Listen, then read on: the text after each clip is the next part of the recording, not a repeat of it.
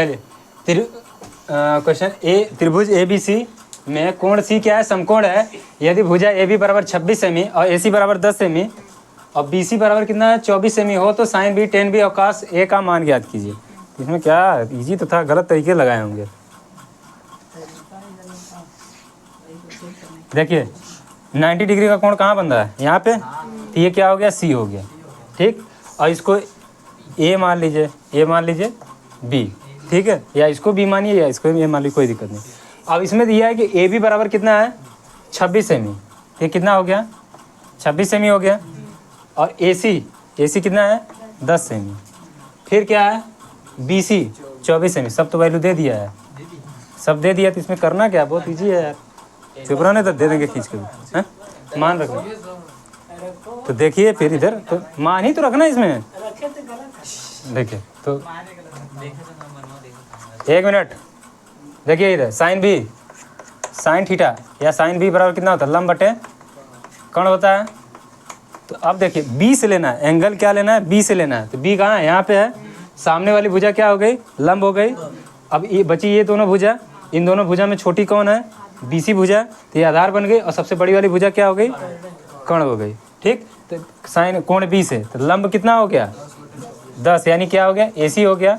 और कर्ण कितना हो गया, अब बचा इन दोनों, फिर से देखिए इन दोनों भुजाओं में सबसे बड़ी भुजा जो होती है वो कर्ण होगी। तो कर्ण कितना है, ए बी है, ए बी हो गया। तो बराबर है ए सी की वैल्यू कितनी है 10 बटे 26, यानी इसका ये वैल्यू हो गई। अब आता है 10 बी,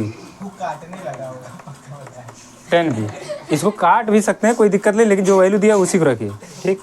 बस 10 बी यानी 10 बी पूछा, एंगल बी पूछा है। तो 10 थीटा बराबर लंब बटे आधार, लंब बटे आधार।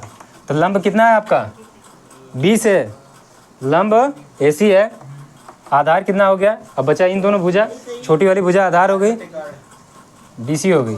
तो बराबर कितना हो गया 10 बटे 24 हो गया, ठीक। अब आता है क्या, कॉस ए की वैल्यू पूछा है। कॉस ए या कॉस थीटा बराबर आधार बटे कर्ण। तो गलती वही, तो इसमें कुछ खास नहीं था।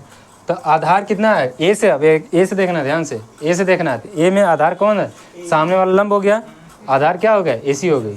तो बराबर ए सी हो गया। अब कर्ण कितना हो गया, ए बी हो गया, ए बी। तो बराबर ए सी की वैल्यू 10 और कर्ण कितना है 26, ए बी उतने ही हो गया ख़त्म। हाँ करना यही था जो तुमको ना समझ में आया, वही करना था, बस यही। नहीं कुछ नहीं, वैल्यू ज्ञात करनी है बस, हो गई। सबकी वैल्यू तो आपको दे दिया था ना, तीनों भुजाओं की। ए बी दे ही दिया था, ए सी दे ही दिया था, बी सी दे ही दिया था। हाँ ये भी बात सही है, उस समय करके दिखाना चाहिए था, आप इन्हीं में उलझ गए थे।